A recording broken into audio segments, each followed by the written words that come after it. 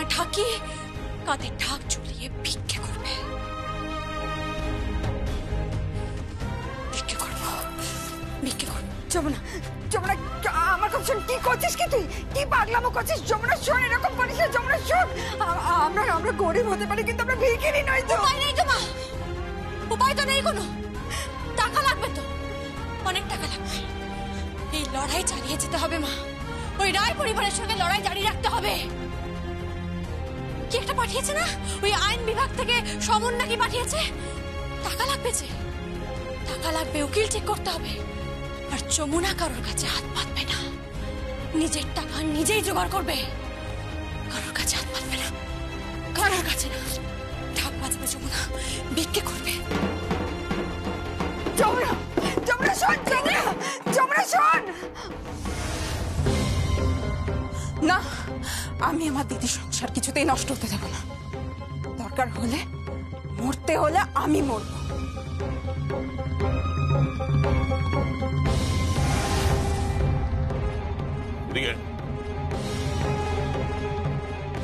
ভূষণ কাকা,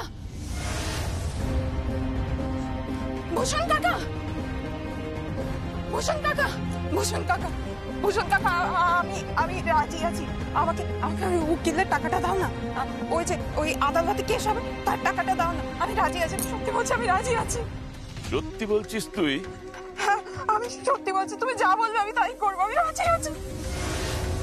তাই আমাকে বিয়ে করবি তুই?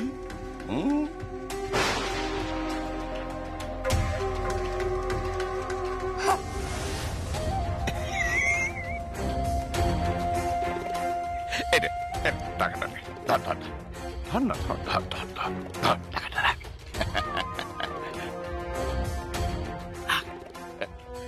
শোন, এখন তুই নিশ্চিন্ত মনে বাড়ি চলে যা। সন্ধ্যেবেলায় সাজুগুজু করে আমার ঘরে চলে আসবি। ওই তারপর আমার তুলসী তলায় গিয়ে ফু দিয়ে শাঁখ বাজিয়ে আচ্ছা একটু উলু দিয়ে দিস, মনে হবে বাড়িতে বউ এসেছে। ওরে বউ তো বটে, আমার ঘরে কচি বউ এসেছে, আমার কৃষ্ণা এসেছে। এই শোন, আসিস কিন্তু কথার খেলাপ করিস না, হ্যাঁ? করবি না তো? রাতে দৌড়ানা না, ফুলসজ্জা হবে। মন দিল যে বধূ শিখেছিল শুধু ও কৃষ্ণ। চল কালে।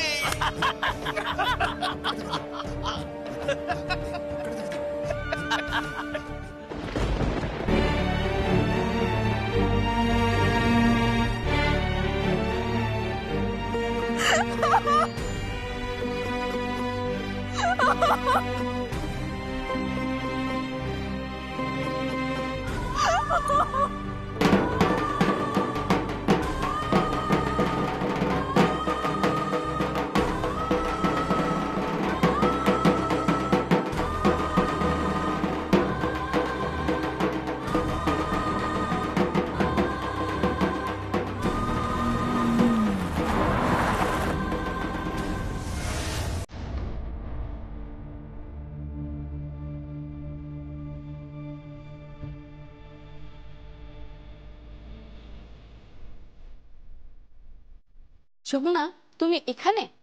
আমরা তোমাকে সারা শহরময় খুঁজে বেড়াচ্ছি। কেন, কিসের জন্য? একটা ফাংশন আছে। ফাংশন? হ্যাঁ, একের পর এক শো আসছে শুধু তোমার নামে। শো মানে? মানে ফাংশনে গিয়ে তুমি গান করবে, ঢাক বাজাবে, তবলা বাজাবে, এসব পারফর্ম করবে। একটা মেলা আছে, মেলায় তোমায় যেতে হবে। আমাকে মেলায় যেতে হবে? হ্যাঁ।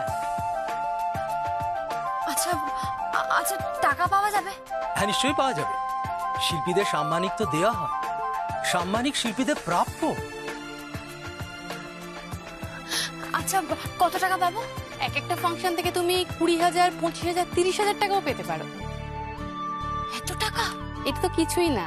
তোমার ফাংশন যদি দর্শকদের ভালো লাগে, যদি মানুষের ভালো লাগে, তাহলে তুমি অনেক টাকা পাবে, অনেক অনেক টাকা পাবে। তখন তুমি রোজ রোজ শো পাবে। তাই? এই নাও 10,000 টাকা অগ্রিম হিসেবে দিলাম। না,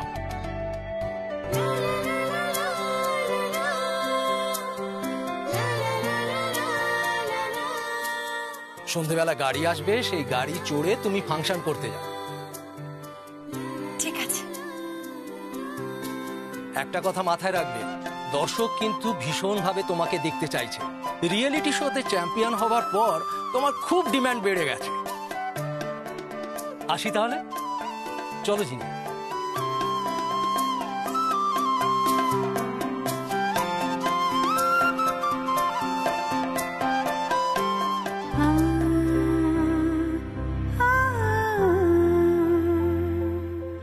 তুমি আছো, তুমি আছো ভগবান, তুমি আছো।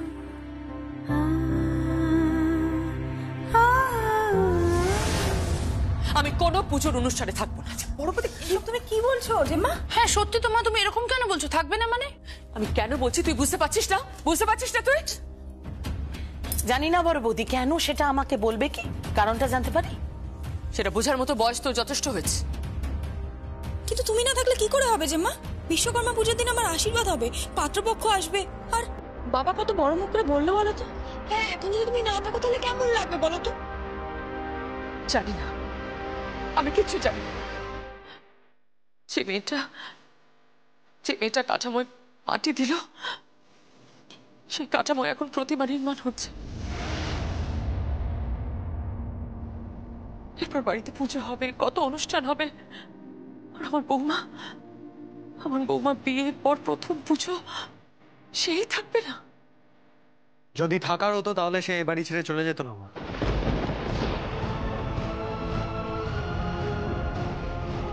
সঙ্গে এভাবে কেন কথা বলছিস তুই? ভুল তো কিছু বলিনি। আমি কি ভুল বলেছি বলো? তার কোনো দায়িত্ব নেই, সে এ বাড়ির বউ নয় নাকি? তার ইগো তার কাছে এতটাই যে তাকে কিছু বলা যাবে না, তাকে কোনো প্রশ্ন করা যাবে না, তাকে।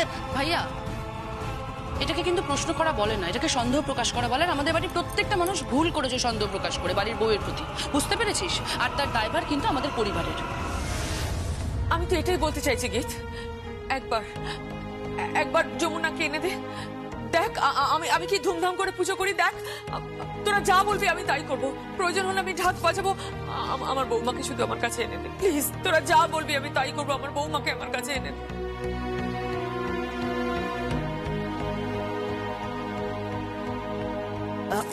বড় বৌদি, মানে আমি বলছি তুমি একটু বেশি করছো না? মানে অতিরিক্ত হয়ে যাচ্ছে না? না দেখো, ডেফিনেটলি শাশুড়ি বৌমার মধ্যে সম্পর্ক আর ভালোবাসা থাকাটা খুবই ভালো। এতটা ভালোবাসা না আমি কখনো দেখিনি, মানে কোনো পরিবারে তো দেখিনি। তুই দেখবি কি করে? তোর তো সেই চোখটাই নেই।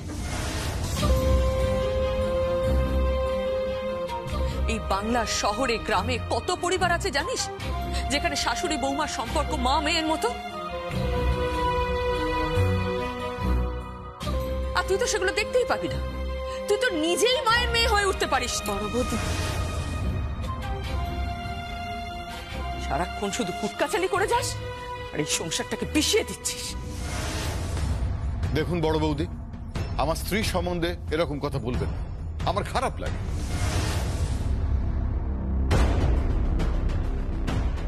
হ্যাঁ বড় মামি, তুমি আমার মায়ের সম্পর্কে সবসময় এরকম বলো না, আমারও তো খারাপ লাগে বলো।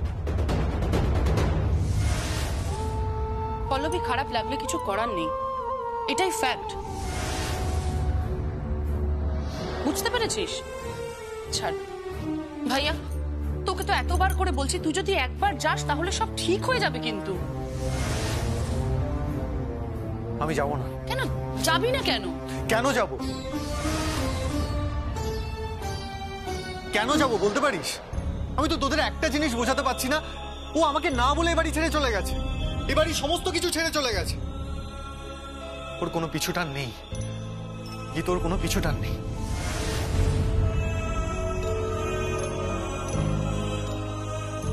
তাহলে কি আমি ধরে নেবো না যে ও আমার সঙ্গে সম্পর্ক ছিন্ন করেছে? সঙ্গী, ও সেন্টিমেন্টটা বোঝার চেষ্টা কর, কষ্টটা বোঝার চেষ্টা কর, এভাবে কথা বলিস না। কেন মা? কেন বারবার আমি বোঝার চেষ্টা করব? কেন সে বুঝবে না? আমি তো একটা মানুষ, আমি তো তাকে ভালোবেসেছি, তার সাথে সংসার করেছি, প্রত্যেকটা বিপদে আমি ওর পাশে থেকেছি, প্রত্যেকটা ঝড়ের মুখে আমি ওর হাত শক্ত করে ধরেছি।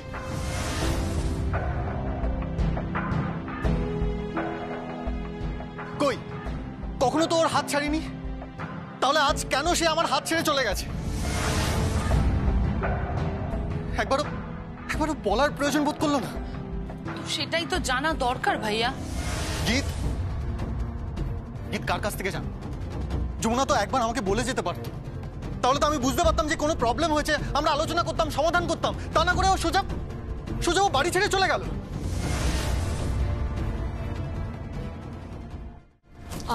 আমি মানছি, দেখ আমি মানছি ও ভুল করেছে, একটা ভুল করে ফেলেছে, তা বলে এত বড় শাস্তি দিবি তাকে? তুই একবার যোগাযোগ পর্যন্ত করবি না? না মা, এটা পরিষ্কার যে যমুনা আমাকে ভালোবাসে না। ওর কাছে ওর আত্মমর্যাদা, ওর অহংটাই সব থেকে বড় কথা, যেটা আমাদের দুজনের মাঝখানে প্রাচীরের মতো দাঁড়িয়ে আছে, প্রাচীরের মতো। সঙ্গীত, আমার একটা কথা শোন, তুই একবার ওকে ফোন কর, দেখবি সব মিটে যাবে, সব ঠিক হয়ে যাবে। মা প্লিজ আমাকে জোর করো না। সঙ্গীত, বৌদিমণি, কি হয়েছে?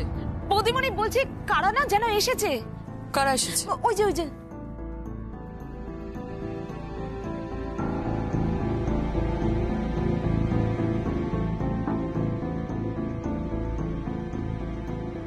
নমস্কার।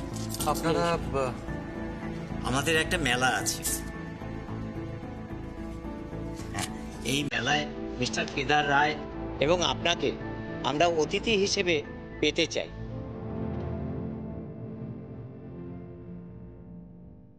দয়া করে যদি আপনারা আমাদের আসন অলঙ্কৃত করেন খুব ভালো হবে। কিসের মেলা? না মানে আমাদের মেলায় নানা রকম লোক সংস্কৃতি অনুষ্ঠান হবে আর কি, মানে ধরুন বাউল গান, তারপর ভাটিয়ালি গান, পুতুল নাচ, এই ধরনের নানা রকম অনুষ্ঠান নিয়ে আমরা এই মেলাটা করছি। তো আমরা খুব আশা করছি আপনারা যদি জানান। আমি কথা দিতে পারছি না, তবে নিশ্চয়ই চেষ্টা করব। ধন্যবাদ। আমরা গাড়ি পাঠিয়ে আপনাদের নিয়ে যাওয়ার ব্যবস্থা করব। দয়া করে আপনারা আসবেন, অন্তত পক্ষে মিস্টার কেদার রায় যদি একবার আসেন। ঠিক আছে, আমি বাবাকে বলে দেবো। অসংখ্য ধন্যবাদ। আসছি।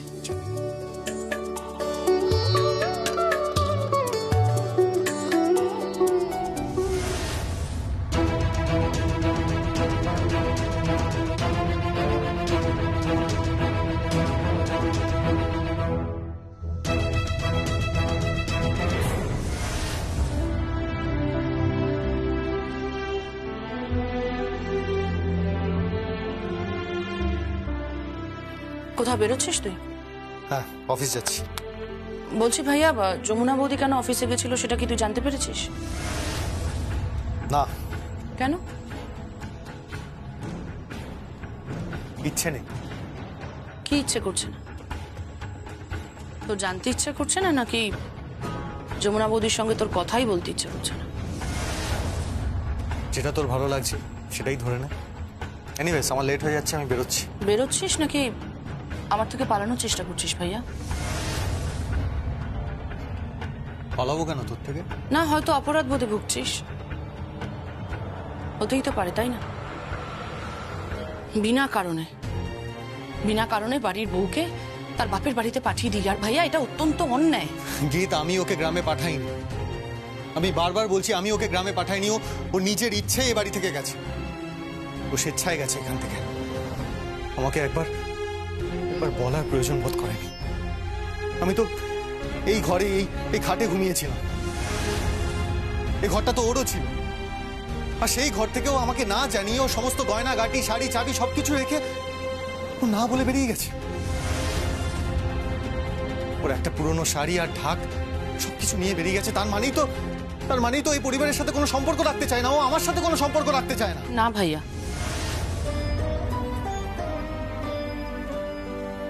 যমুনা বৌদি তোকে খুব ভালোবাসে। তুই ওর ভালোবাসাটা বুঝতে পারছিস না? তুই জানিস একটা মেয়ে ভালোবাসলে ঠিক ঠিক কতটা অভিমান করতে পারে তুই জানিস? আর আমাদের পুরুষদের কোনো অভিমান হয় না, তারা ভালোবাসতে পারে না। তাহলে তুই প্লিজ একটু বোঝার চেষ্টা কর। ভাইয়া নিশ্চয়ই কিছু একটা ঘটেছিল, নয় বাবা নয় বড় পিসি। প্লিজ প্লিজ গীত, বারবার বাবাকে আর বড় পিসিকে কাঠগড়ায় দাঁড় করাস না প্লিজ। আর 2 দিন বাদে বিশ্বকর্মা পুজো ভাইয়া, ঢাক বাজবে। আর এই প্রথমবার অন্য একজন ঢাকি আসবে।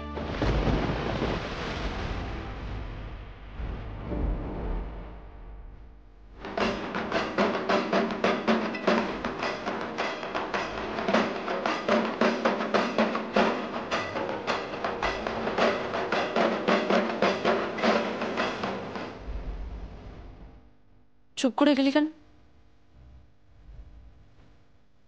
ঢাকের বোল উঠবে ভাইয়া, কিন্তু যমুনা বৌদি থাকবে না।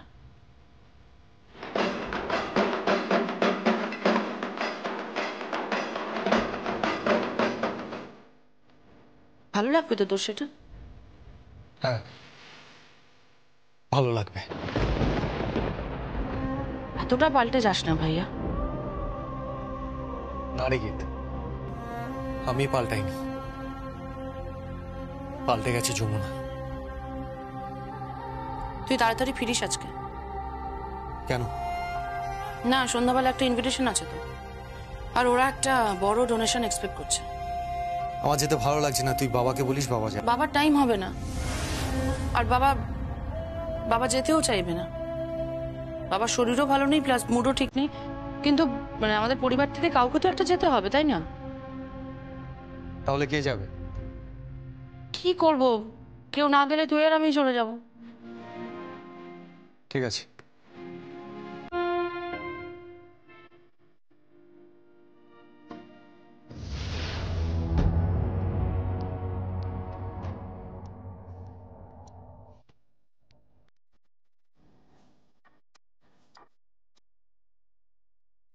যমুনা বৌদি বাজাবে?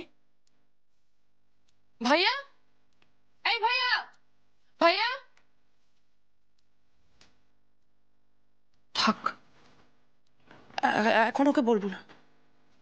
এখন ওকে বললেও পুরো ব্যাপারটা জাস্ট এড়িয়ে যাবে, কিছুতেই যাবে না, কিছুতেই যেতে চাইবে। এই মঞ্চে যমুনা বৌদি আবার টাকা খাতে, রায়বাড়ির বউ থেকে আবার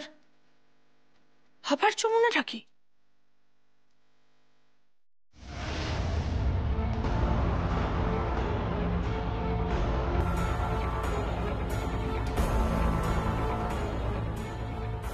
টাকা লাগবে। টাকা কোথায় পাবি তুই? বাবা তো বায়না আনতে গেছে। আরে বাবা, বায়নার টাকা দিয়ে ফসল ফলাবো না আদালতে যাব? আমাদের মতো গরিবদের আদালত চত্বরে গেলে যে কি হাল হয় সে তুই জানিস না, তুই বুঝবিও না। কিছু একটা ব্যবস্থা করতেই হবে, টাকা জোগাড় করতেই হবে যেভাবেই হোক। টাকা আমাকে জোগাড় করতেই হবে, প্রয়োজন পড়লে আমি ভিক্ষে করব। তুই নিশ্চিন্ত মনে বাড়ি চলে যা। সন্ধ্যেবেলায় সাজুগুজু করে আমার ঘরে চলে আসবি। দৌড়ানা না, ফুল সজ্জা হবে।